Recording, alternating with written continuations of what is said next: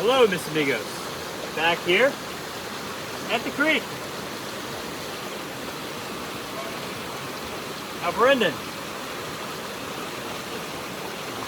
you have to drink safe city tap water that they tell you is safe and effective.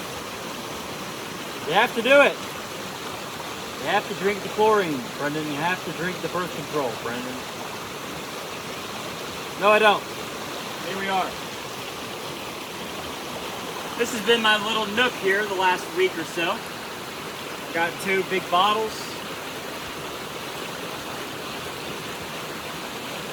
You can see the view behind, the way it flows. Hasn't really been raining, but it's still flowing good. Hopefully it doesn't dry up on your boy. Now, Brendan, why are you drinking this water? Well, when I got to the current Airbnb I'm at, after a couple days, I would open this bottle after it sat all night to take a sip in the morning. And working in the pressure washing field back home in Ohio, I know what chlorine smells like. And, well, that's the last thing you want to smell when you're opening the bottle of water that you drink all day, especially if you're sweating a lot, getting a lot of sun. So I came down here and tried this water. I scooped it in my hands. Something told me it was right. Imagine all the minerals. I don't know. I'm not going to test it. I'm sure some science guy could test it and tell me all the parts per million of all the minerals. But it tastes better. It's less depleted. It might still have some chemicals, chlorine, bacterias, deadly bacterias, illnesses, cow poop, who knows? But I tell you what, it's a lot more in tune with what Mother Nature wants me to drink. Now, let's also talk about hydration, though, a little bit. Because, just checking to make sure I got no little wormies, you know? Good to go. When you drink tap water or what everyone's doing these days, and what I did for a while, is filter the crap out of your water and basically nuke it.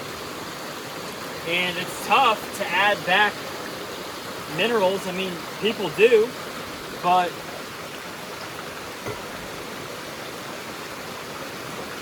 you're probably not getting the spectrum that's in something like this. I've been thinking about things back home that I could try to maybe drink from that are local, but I've been ordering Mountain Valley spring water and have been drinking that, and it's much better. And I've noticed better results with just feeling more hydrated, less. Sometimes when you drink plain water, guys, I mean, man, a couple sips and then your pee's completely white. You've wiped out all your minerals and you're dehydrated. So drinking something like this when you're thirsty, but let's again talk about hydration. When you eat real food, especially uncooked, raw, or even lightly cooked, think about how much hydration is in a raw piece of meat or steak. That's why it's tender, it's juicy, it's good. Our body's like, man, this is good. And a lot of times after a nice steak, as long as you didn't go to a restaurant and order well done, like so many people do, those people, they're thirsty after the meal. But you get your steak rare or just eat it raw, get some fat. The fat also hydrates you. You don't have to drink as much water.